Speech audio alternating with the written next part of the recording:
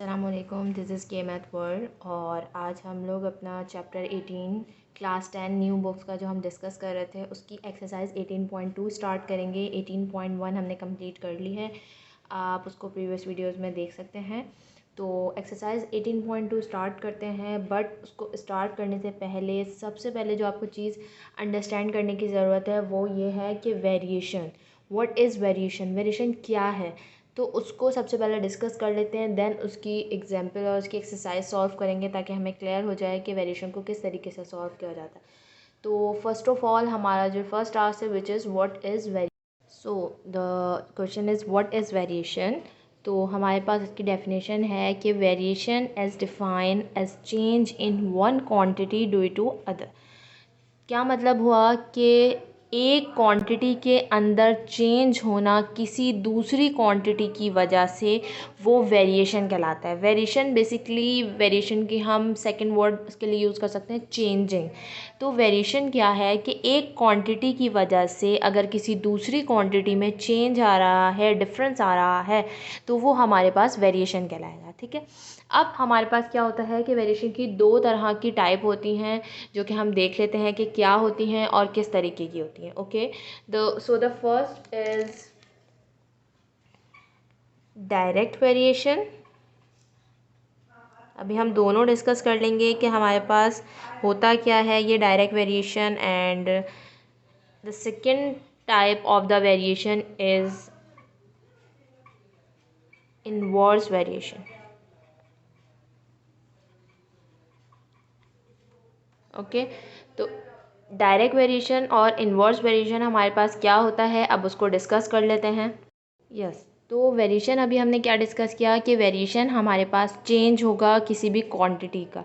तो अब इसके अंदर हमारे पास क्या है कि डायरेक्ट वेरिएशन क्या है। तो direct variation is when two quantity related to each other and when a increase so b will also increase and the vice versa. तो इसका क्या मतलब हुआ कि हमारे पास दो क्वांटिटी हैं, हम सपोज़ कर लेते हैं कि हमने उसको कंसिडर कर लिया ए और बी। ए वन क्वांटिटी है हमारे पास और बी दूसरी क्वांटिटी है। जब ए हमारे पास इंक्रीज़ हो रहा है, यानी अगर हम ए को इंक्रीज़ कर रहे हैं तो बी भी उसके साथ साथ इंक्रीज़ हो रहा है, तो ये हमारे पास डायरेक्ट रिलेशन है। अब जैसे इसकी एग्जांपल हम ऐसे ले सकते हैं, जैसे अब हमारे पास स्क्वायर है। ठीक है, तो हम जानते हैं कि एरिया ऑफ स्क्वायर फाइंड करने का क्या फॉर्मूला होता है, area is equals to l into l. ठीक है, तो क्या होगा कि अगर मैं बात करूं, अगर मैं सपोज़ करूं कि यहाँ पे मेरे पास जो लेंथ है वो 2 सेंटीमीटर है, इस स्क्वायर की लेंथ 2 सेंटीमीटर है, तो अगर मैं यहाँ पे 2 पुट करूँगी और तो एरिया क्या होगा हमारे पास 4 हो जाएगा। यानी क्या मतलब हुआ कि एरिया और लेंथ दोनों एक दूसरे से रिलेट कर रहे हैं, एक दूसरे से डायरेक्टली वेरिएटेड हैं। कैसे? इफ़ सपोज़ अगर मैंने यहाँ पे कहा कि इस स्क्वायर की लेंथ मेरे पास 3 सेंटीमीटर है। ठीक है, तो हम यहाँ पे ऑब्वियसली चेंज करना पड़ेगा मुझे कि ये 3 सेंटीमीटर इंटू 3 सेंटीमीटर। जब मैं 3 इंटू 3 करूँगी तो ये 9 हो जाएगा। यानी इसका क्या मतलब हुआ कि जैसे जैसे मैं लेंथ ऑफ स्क्वायर बढ़ाती जा रही हूँ, उसी तरीके से मेरे पास एरिया ऑफ स्क्वायर भी बढ़ता जा रहा है। ठीक है, तो वही हमने अभी अपने इसमें डिस्कस किया कि जैसे जैसे हम एक क्वांटिटी इंक्रीज़ होगी तो दूसरी क्वांटिटी भी उसके साथ साथ इंक्रीज़ होती रहेगी। ठीक है, तो ये हमारे पास डायरेक्ट रिलेशन है कि एक क्वांटिटी अगर बढ़ रही है तो दूसरी क्वांटिटी भी उसके साथ साथ बढ़ रही है, तो ये दोनों हमारे पास डायरेक्ट रिलेशन कहलाते हैं। ठीक है, अच्छा, अब डायरेक्ट रिलेशन को शो करने के लिए हम कौन सा साइन लगाते हैं, ये प्रोपोर्शनलिटी का साइन लगाते हैं। तो ये हमारे पास क्या है, प्रोपोर्शनलिटी,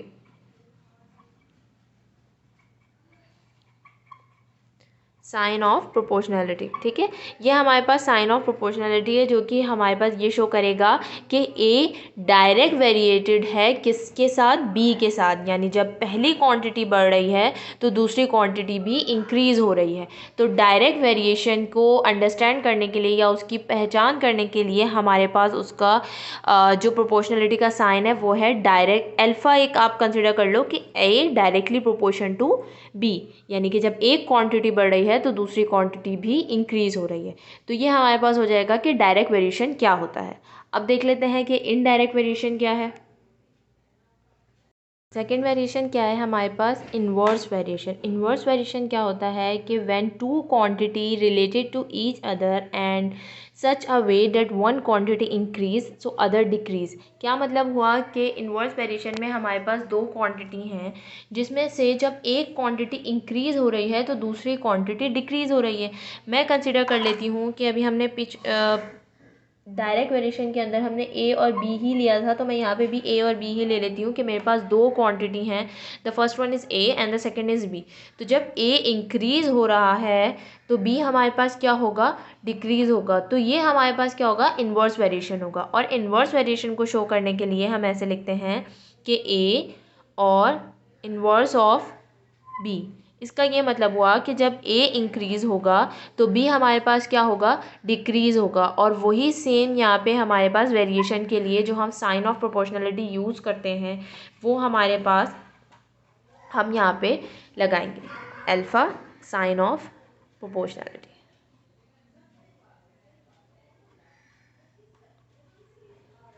ठीक है, अच्छा जी। तो ए डायरेक्टली प्रोपोर्शन टू, हम इसको बी नहीं बोल सकते, इसको क्या बोलेंगे हम, ए इन्वर्सली वेरिएशन टू बी। इसका क्या मतलब हुआ कि ए के इंक्रीज़ होने की वजह से बी डिक्रीज़ होगा। ये ऐसा नहीं है कि ए बढ़ रहा है तो बी भी बढ़ रहा है, वो हमारे पास डायरेक्ट वेरिएशन होता है। और इन्वर्स वेरिएशन के अंदर हम लिखते हैं ए इन्वर्सली वेरिएटेड टू 1/b। जब ये 1/b हमें नज़र आ रहा होगा तो इसका मतलब होगा कि ये वो इन्वर्सली वेरिएटेड है। तो इन्वर्सली वेरिएटेड को लिखने के लिए हम इस तरीके से लिखते हैं। ठीक है, तो ये हो गया हमारे पास इन्वर्स वेरिएशन। अब आई होप कि आपको समझ में आ गया होगा कि वेरिएशन क्या है और वेरिएशन की दो टाइप्स कौन सी हैं। तो अब इसकी क्वेश्चंस और इसकी जो डेरिवेशन है हम वो ड्राइव कर लेते हैं, देन उसकी क्वेश्चंस डिस्कस करेंगे। यस, अब मैं यहाँ पे आपको बता देती हूँ कि हमने पढ़ा डायरेक्ट वेरिएशन। तो डायरेक्ट वेरिएशन के अंदर हमने उसका फॉर्मूला एक तरह से डिस्कस किया, या हमने एक कंडीशन निकाली इसकी डेफिनेशन को पढ़ते हुए। वो हमारे पास थी कि a sign of proportionality and the b means कि ये क्या शो कर रहा है कि ए हमारे पास डायरेक्टली प्रोपोर्शन है किसके, बी के। यानी जब ए इंक्रीज़ होगा तो बी भी उसके साथ इंक्रीज़ होगा। तो क्या है हमारे पास, जब हम इसको सॉल्व करते हैं तो हमें इस तरीके से हम डायरेक्ट नहीं लिख सकते, हमें एक इक्वेशन निकालनी होती है। किसी भी मैथ को सॉल्व करने के लिए आपके पास एक इक्वेशन होनी चाहिए। तो हम डायरेक्ट वेरिएशन से अपनी इक्वेशन फाइंड कर लेते हैं। वो क्या है हमारे पास, जब भी हम प्रोपोर्शनलिटी का साइन हटाते हैं तो हमारे पास कौन सा साइन आता है, इक्वल का साइन आता है, बट उसके साथ एक एक्स्ट्रा कांस्टेंट आता है। जो कांस्टेंट हर वैल्यू में, आई थिंक फिज़िक्स में डिस्कस करते हैं हम ये ज़्यादा चीज़ें, तो वो हर वैल्यू में हर प्रॉपर्टी के अंदर डिफरेंट होता है। तो हमने यहाँ पे किया कि डायरेक्ट वेरिएशन में हमने प्रोपोर्शनलिटी का साइन हटाया तो हमारे पास इक्वल आया और एक कांस्टेंट आएगा। अब वो कांस्टेंट यहाँ पे हम कोई नंबर ही होगा ऑब्वियस, क्योंकि हम मैथ पढ़ रहे हैं तो हम उसको कंसिडर कर लेते हैं कि वो के इक्वल है। ठीक है, तो के हम यहाँ पे देख लेते हैं कि के इज़ इक्वल्स टू कांस्टेंट है और वो कोई भी नंबर हो सकता है। तो हमारे पास डायरेक्ट वेरिएशन की इक्वेशन क्या निकली है, जिससे हम अपने सारे क्वेश्चन सॉल्व करेंगे, ए इज़ इक्वल्स टू के बी। ठीक है, तो ये क्या शो कर रहा है कि ए डायरेक्टली प्रोपोर्शन है किसके, बी के। ये डायरेक्ट वेरिएशन की इक्वेशन हमने फाइंड कर ली। अब सेम इसी तरीके से इन्वर्स वेरिएशन की कर लेते हैं। इन्वर्स वेरिएशन में हमारे पास क्या था,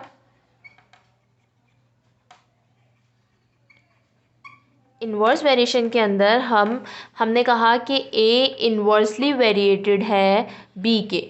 जब हम इन्वर्सली वेरिएशन की बात करते हैं तो हम इस तरीके से लिखते हैं, ये ऑब्वियस है। अब सेम वही चीज़ कि जब हम प्रोपोर्शनलिटी का साइन हटाते हैं तो हमारे पास इक्वल का साइन आता है एंड विद सम कांस्टेंट। यहाँ पे भी हम मैथ पढ़ रहे हैं तो हम के को कुछ कांस्टेंट कोई नंबर होगा जो कि हम कंसिडर कर लेते हैं एंड 1/b।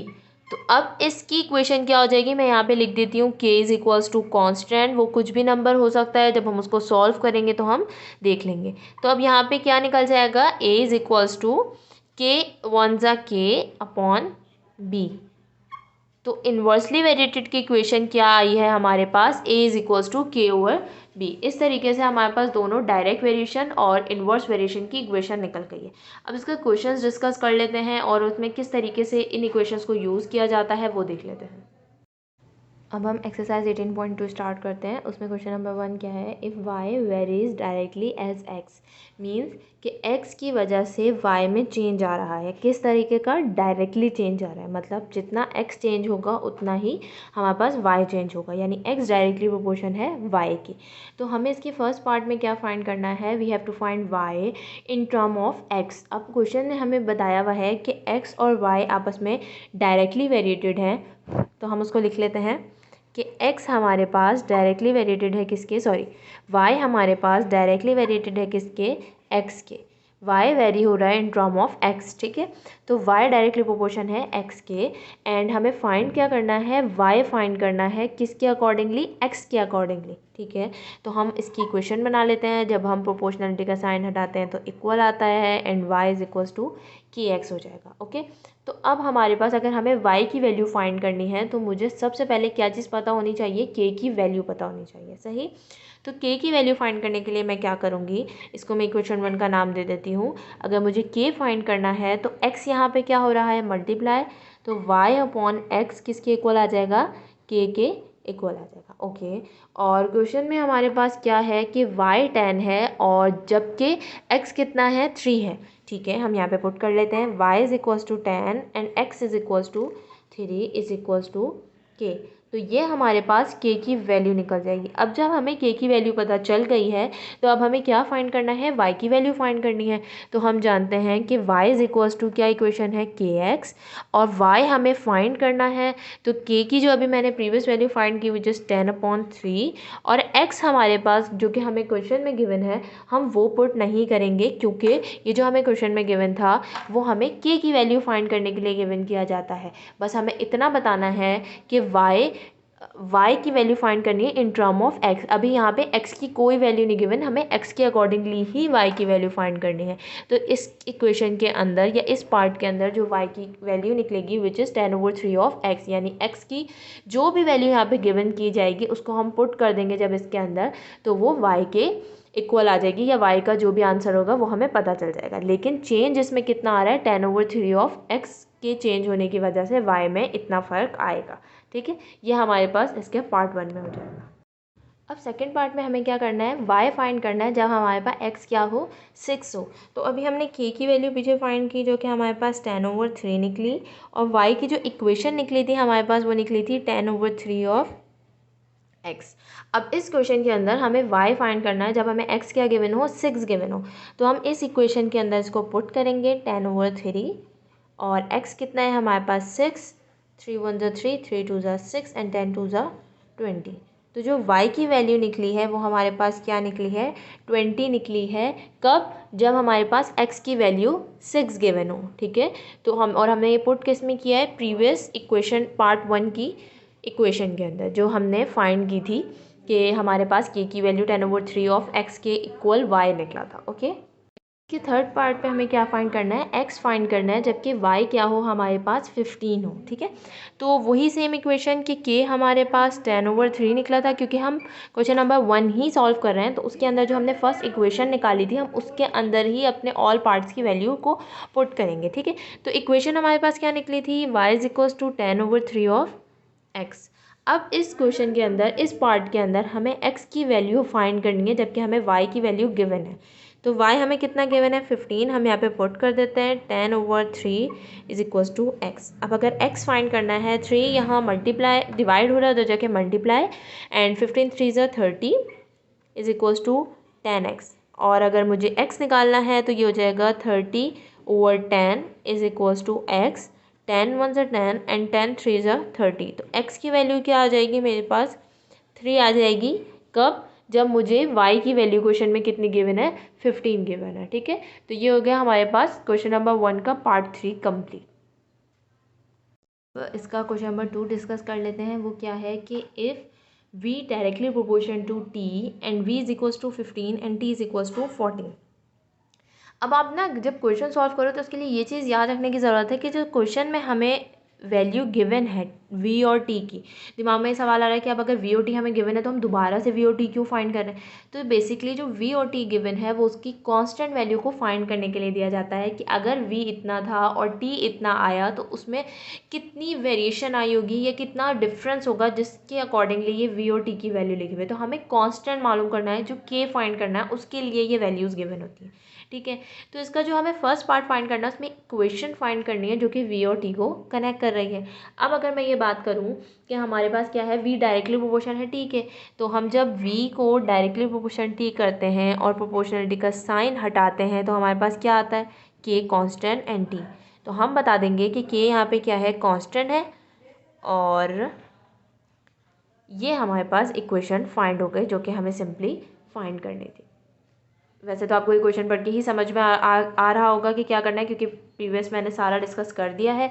अब यहाँ पे इसके पार्ट 2 में क्या है कि मुझे v फाइंड करना है जब मेरे पास t कितना हो, 30 हो। देखो जब t आपके पास 24 था तो v 15 था, लेकिन अगर मैंने t को इंक्रीज़ कर दिया तो v कितना होगा। तो वो फाइंड करने के लिए हम क्या करते हैं कि हमें इक्वेशन पता है v इज़ इक्वल्स टू के टी।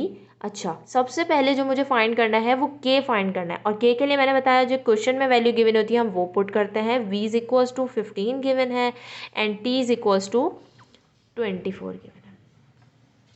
तो k कितना आ जाएगा हमारे पास, 15 ओवर 24। तो जब हम कैंसिल कराएंगे 3 5 ज़ा 15 एंड 6 मैंने कैंसिल कराएंगे तो 3 5 ज़ा 15 एंड 3 8 ज़ा 24 हो जाएगा हमारे पास। तो k की वैल्यू कितनी आ जाएगी, 5 ओवर 8। अब इसको हम अपनी इक्वेशन में पुट करेंगे जो कि हमारे पास क्या है, v इज़ इक्वल्स टू के टी। अब हमें v फाइंड करना है कब, जब t हमारे पास कितना हो, 30 हो, लेकिन हमारे पास k की वैल्यू क्या है, 5 ओवर 8 हमारे पास k की वैल्यू है। ओके, इन्हें कैंसिल करा लेते हैं, 2 4 ज़ा 8 एंड 5 और 15 5 ज़ा हमारे पास हो जाएगा 75 और 75 ओवर 4, यानी v की वैल्यू कितनी आ जाएगी हमारे पास, 75 ओवर 4 हमारे पास v की वैल्यू आ जाएगी। यानी जब v हमारे पास 30 होगा तो t हमारे पास 30 होगा तो v कितना होगा हमारे पास, 75 ओवर 4। ठीक है, यस। अब अपना क्वेश्चन नंबर 3 स्टार्ट करते हैं, जिसमें हमारे पास क्या कहा है कि if u directly proportion to the under root cube root of v and u is equals to 4 when v is equals to 64। क्या है हमारे पास कि जो हमें प्रोपोर्शनलिटी गिवन की गई है या वेरिएशन गिवन किया गया है वो हमारे पास है डायरेक्ट वेरिएशन, जिसमें u और क्यूब रूट ऑफ v एक दूसरे से डायरेक्टली वेरिएटेड हैं। ठीक है, और उसके अंदर हमें बोला गया है कि u क्या है हमारे पास 4 है, कब, जब v की वैल्यू क्या हो, 64 हो। ठीक है, और मैंने क्वेश्चन में बताया था प्रीवियस, उसमें बताया कि जब भी हमारे पास क्वेश्चन में ये वैल्यू गिवन होती है वो किस लिए गिवन होती है, ताकि हम उसमें से अपने कांस्टेंट यानी k की वैल्यू को फाइंड कर सकें। ठीक है, तो हम स्टार्ट करते हैं। क्या चीज़ है हमारे पास, जो भी हमें डायरेक्ट वेरिएशन गिवन है वो क्या है, v of u directly proportion to the cube root of v।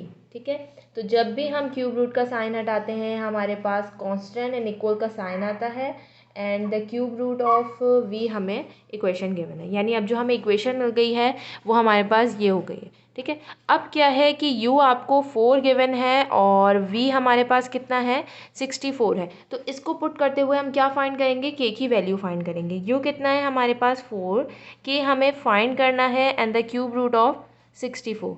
अच्छा जी, हम जानते हैं कि क्यूब रूट ऑफ 64 क्या होता है, हमारे पास 4 होता है। तो हम उसको फाइंड कर लेते हैं, लिख देते हैं कि cube root of 64 is equals to 4 and जब 4 यहाँ डिवाइड हो रहा है तो इस तरीके से यहाँ पे k रिमेनिंग रह जाएगा और k की वैल्यू हमारे पास क्या आ जाएगी, जब ये कैंसिल हो जाएगा तो k इज इक्वल्स टू 1। यानी कि इस वेरिएशन के अंदर, इस डायरेक्ट वेरिएशन की इक्वेशन के अंदर जो k की वैल्यू निकली है वो क्या निकली है, 1 निकली है। आगे क्या है कि we have to find the value of v when u is equals to 5। अभी इन्होंने बताया कि जब v की वैल्यू 64 थी तो u आपका कितना था, 4 था। अब इन्होंने चेंज कर दिया, जो हमें फाइंड करना है कि u की वैल्यू को अगर मैं 5 रख दूं तो v के अंदर कितना चेंज आएगा वो हमें फाइंड करना है। तो ठीक है, हम देख लेते हैं क्या करना है हमें बस सिंपल वैल्यू पुट करनी है अपनी इक्वेशन के अंदर। तो मैं u की वैल्यू जो भी क्वेश्चन में गिवन है कितनी है मेरे पास 5, मैं यहाँ पे पुट कर लेती हूँ। इक्वेशन क्या थी, u is equals to k cube root of v। ठीक है, u मेरे पास कितना है 5 है और k मैंने अभी यहाँ पे फाइंड किया विच इज़ 1, तो हम यहाँ पे पुट कर लेते हैं and the cube root of v हमें फाइंड करना है, यानी v हमें फाइंड करना है बेसिकली। ठीक है, अच्छा जी, ये इससे मल्टीप्लाई हो जाएगा तो 5 इज इक्वल्स टू हमारे पास आ जाएगा क्यूब रूट ऑफ v। अब मुझे इस क्यूब रूट के साइन को रिमूव करवाना है, तो मैं दोनों बोथ साइड पे क्या करूँगी, इसको अच्छा पहले हम ये कर लेते हैं, काम करते हैं कि इसमें हमारे पास v है और बेसिकली क्यूब रूट की पावर क्या होती है हमारे पास 1/3। अब मुझे v फाइंड करना है, यानी इस पावर को रिमूव करवाना है, तो मैं बोथ साइड पे क्या करूँगी, क्यूबिंग करूँगी।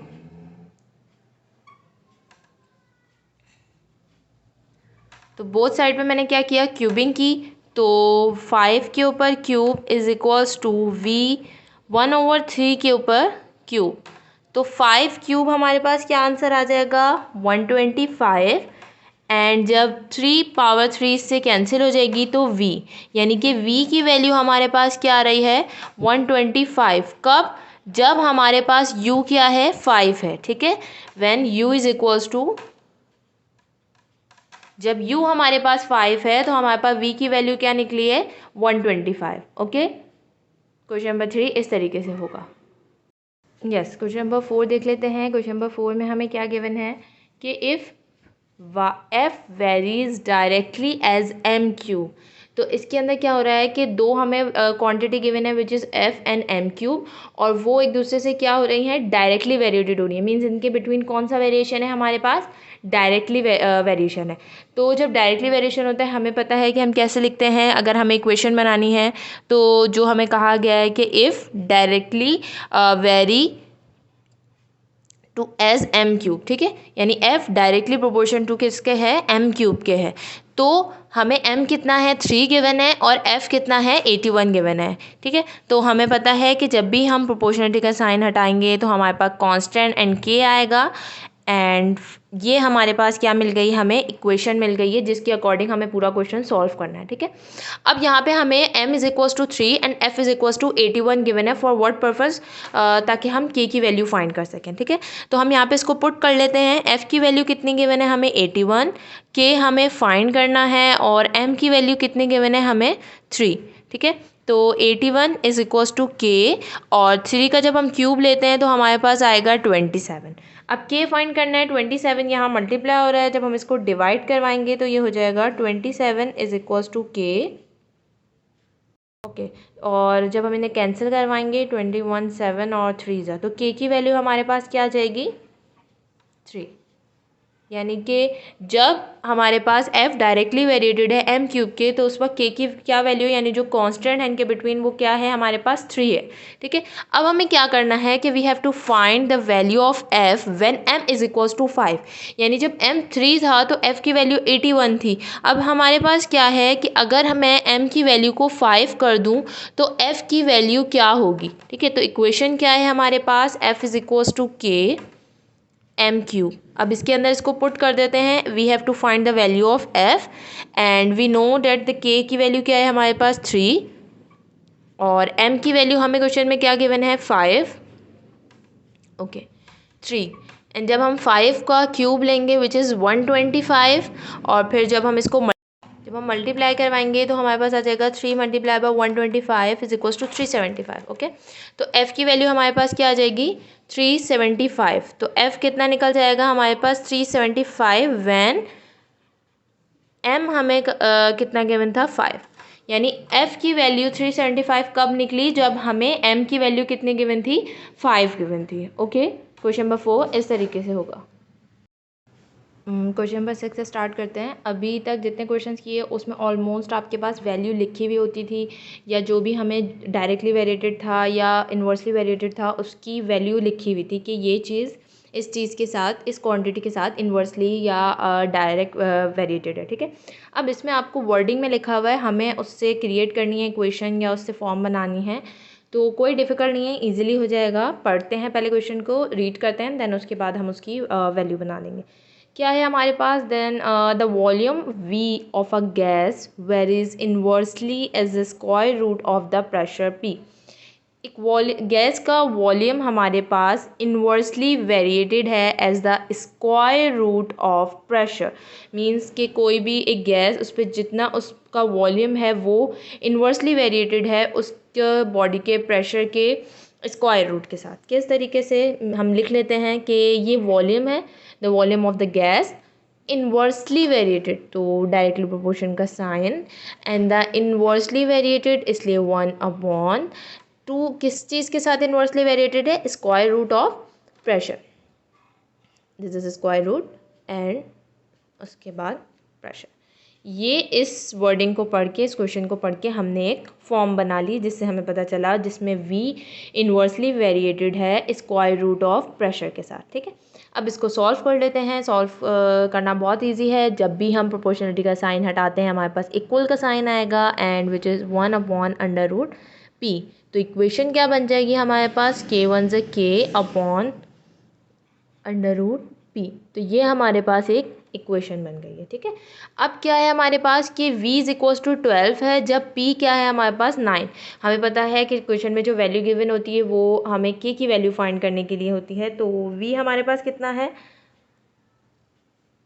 12 एंड K हमें फाइंड करना है और 9 is equals to P is equals to √9। सही। अब हम जानते हैं कि जो हमारे पास √9 होता है वो किसके इक्वल होता है, 3 के इक्वल होता है। ठीक है, तो अब क्या हो जाएगा, ये 3 यहाँ डिवाइड हो रहा है, इधर आके मल्टीप्लाई हो जाएगा और हम जानते हैं 12 3 ज़ा 36।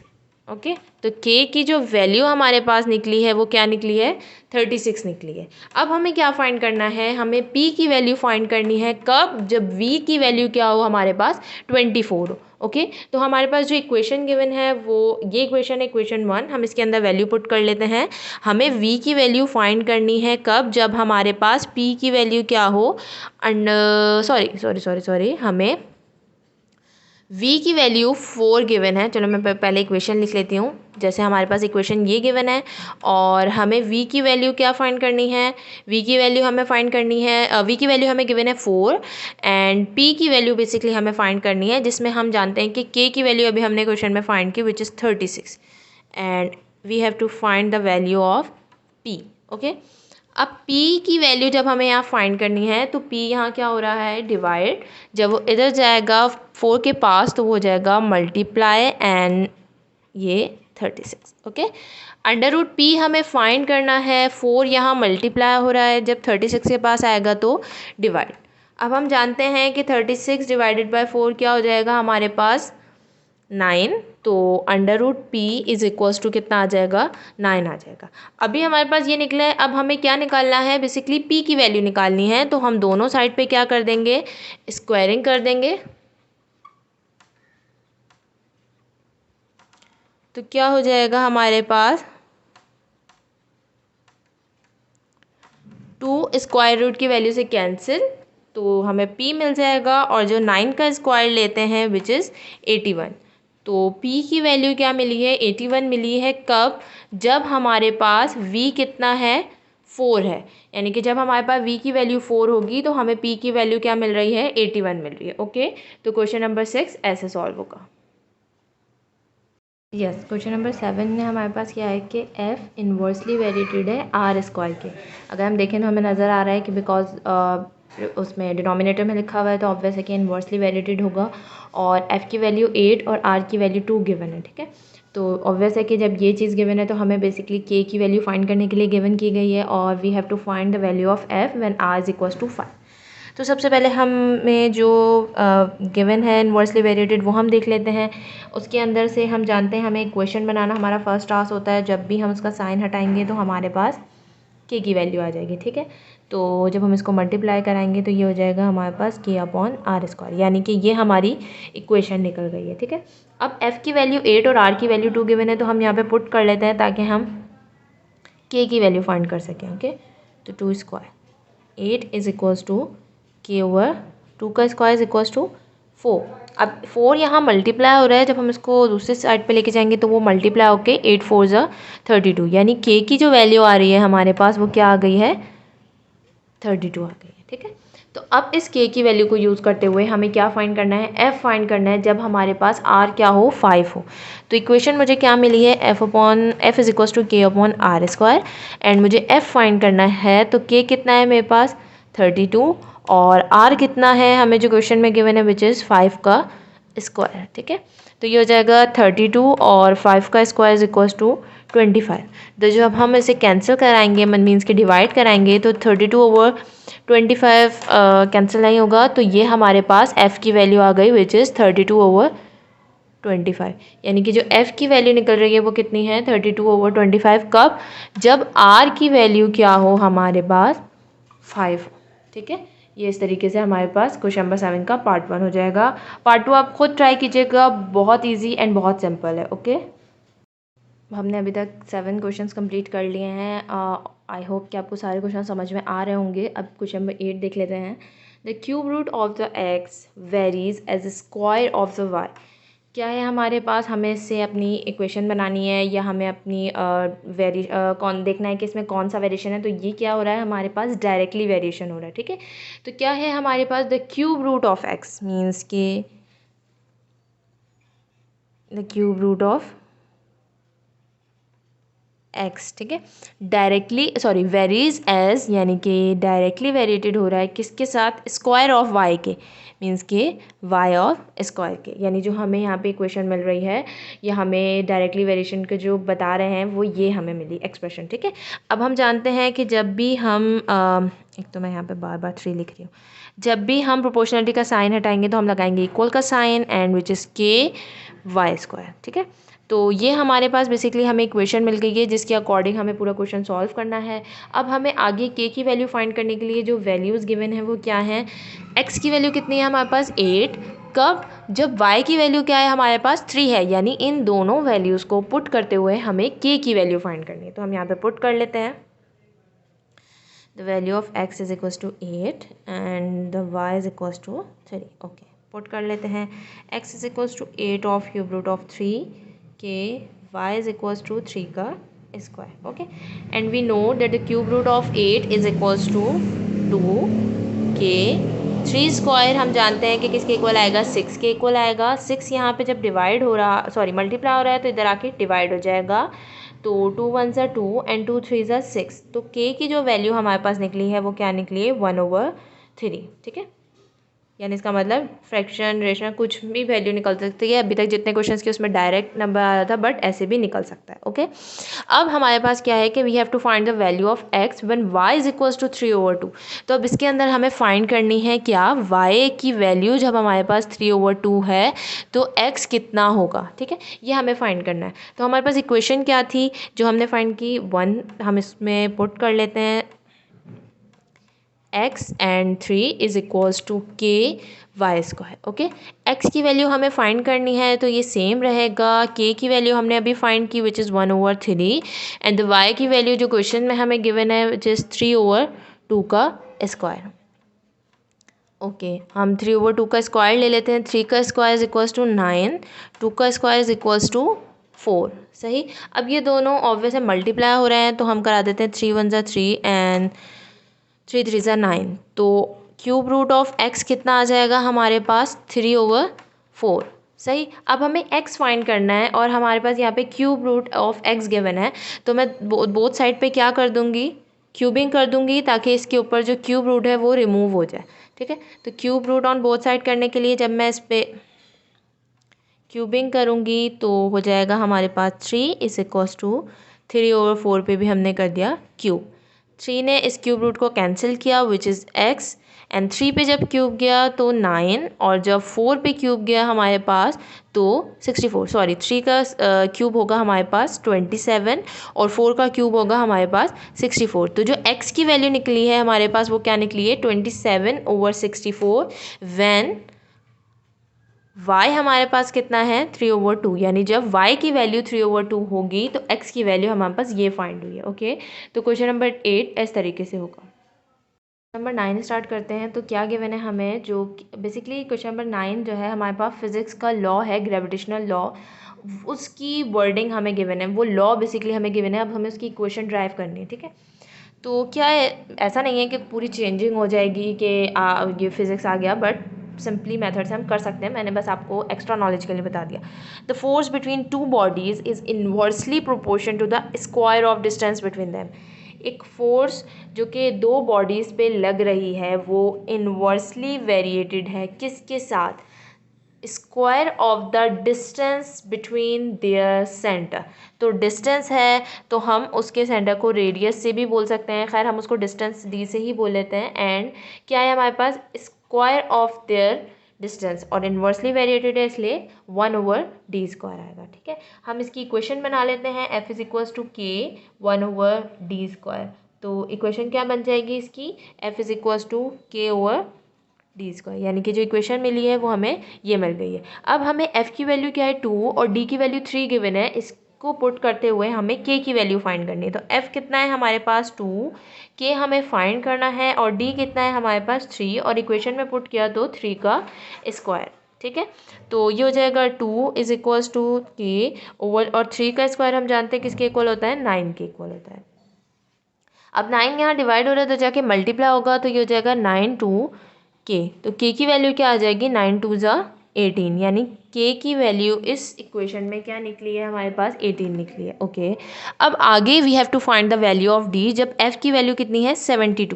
तो इक्वेशन क्या आती है हमारे पास, f is equals to k/d², ठीक है। तो f की वैल्यू हमारे पास क्या गिवन है, 72 गिवन है, और d हमें फाइंड करना है कि क्या होगा। तो हम उसमें पुट कर लेते हैं, f is equals to 72, k अभी हमने फाइंड की 18, और d² हमें फाइंड करना है। d² यहाँ डिवाइड हो रहा है, इधर जाके मल्टीप्लाई हो जाएगा विच इज़ 18। तो हमें d² फाइंड करना है, तो 72 यहाँ आके हमारे पास क्या हो जाएगा, डिवाइड हो जाएगा, ठीक है। 18 को अगर 72 से डिवाइड करवा के हम देखें तो 1/4 के इक्वल आ रहा है, ठीक है। तो d² क्या आ जाएगा हमारे पास, 1/4, सही। तो अब मुझे क्या निकालना है, बेसिकली d निकालना है, और इस पर स्क्वायरिंग है। तो मैं क्या करूँगी, दोनों साइड पे जब हमने स्क्वायर रूट था तो उसको ख़त्म करने के लिए हमने स्क्वायरिंग की थी, तो ऑब्वियस स्क्वायरिंग को ख़त्म करने के लिए हम क्या करेंगे, taking square root on both side, ठीक है। स्क्वायर रूट जब बोथ साइड पे लेंगे तो ये हो जाएगा हमारे पास d² is equals to 1/4। Two square ने रूट को कैंसिल किया तो हमारे पास मिल गया d, एंड वी नो कि 1 का रूट क्या होता है 1, और 4 का रूट क्या होगा हमारे पास 2। तो d की वैल्यू क्या आएगी, 1/2 आएगी, कब, जब हमारे पास f की वैल्यू क्या होगी, 72 होगी, ठीक है। बहुत ही सिंपल एंड ईजी क्वेश्चन था, जो कि क्वेश्चन नंबर 9 इस तरीके से होगा। आई होप आपको समझ में आ गया होगा। अब अपना क्वेश्चन नंबर 10 स्टार्ट करते हैं, जो कि एक्सरसाइज 18.2 का लास्ट क्वेश्चन है। अभी तक हमने पूरे क्वेश्चंस कर लिए हैं। आई होप कि आपको क्लियरली समझ में आ गया होगा कि किस तरीके से करते हैं। ये भी सिंपल उसी तरीके से बहुत इजी स्टेप्स में हो जाएगा।